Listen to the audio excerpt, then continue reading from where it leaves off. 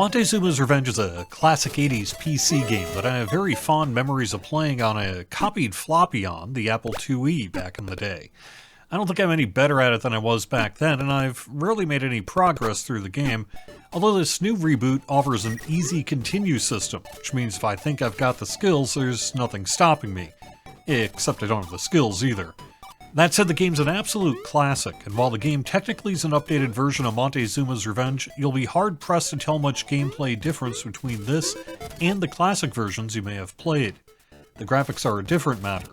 This reboot of Montezuma's Revenge features a modern indie graphics setting in addition to a retro setting based largely on the NES Kickstarter version by its creator Robert Yeager. Yeager originally made Montezuma's Revenge at the age of 16, and it was picked up by Parker Brothers and released across numerous PC and console platforms. Yeager successfully kickstarted an NES physical cart and ROM version of the game back in 2021. The version of Montezuma's Revenge on the VCS is a reboot made following the release of the NES Kickstarter. I didn't particularly like the modern graphics version of the game, but that's mostly because the retro version really does look similar to the original, which I really like. Just as with the original, controls are the biggest challenge. You can jump far, but movement's fairly stiff and jumping unforgiving. It's just how this game has always been. There's also a keyboard control, which can be remapped. Montezuma's Revenge supports the classic just fine. Montezuma's Revenge is an early platformer that asks you to delve deep into a pyramid, screen by screen and level by level, to collect treasures while avoiding enemies and picking up keys and power-ups to progress. This is a game where you'll need to remember the layout. You only have 5 inventory slots, and inventory management is part of the puzzle. You need a torch to progress through deeper levels that are otherwise dark, although you can technically try to navigate in the dark, but it doesn't really work.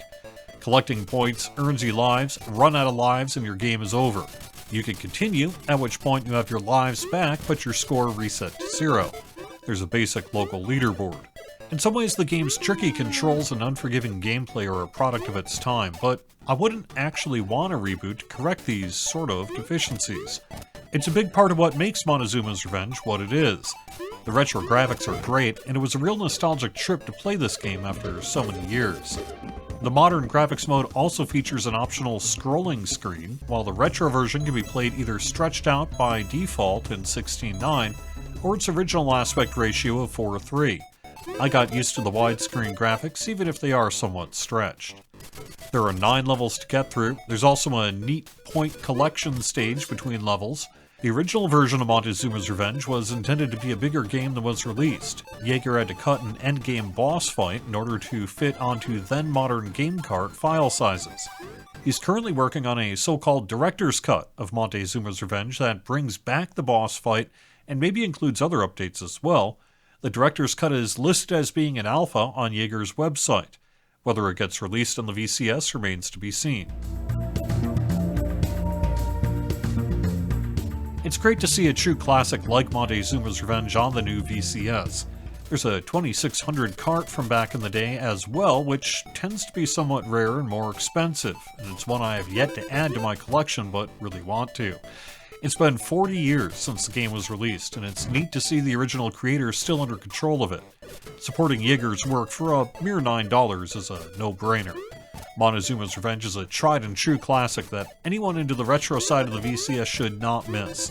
I'd also say, though, that if you're into the PC side of gaming, Yeager's itch.io page does include both the NES and Reboot as one package. Thanks for watching. I'll have more game reviews in the coming weeks, including a look at Neosprint, Quamp 2, and more. Liking helps spread the word about the channel, and subscribing gets these videos in your feed. Have fun!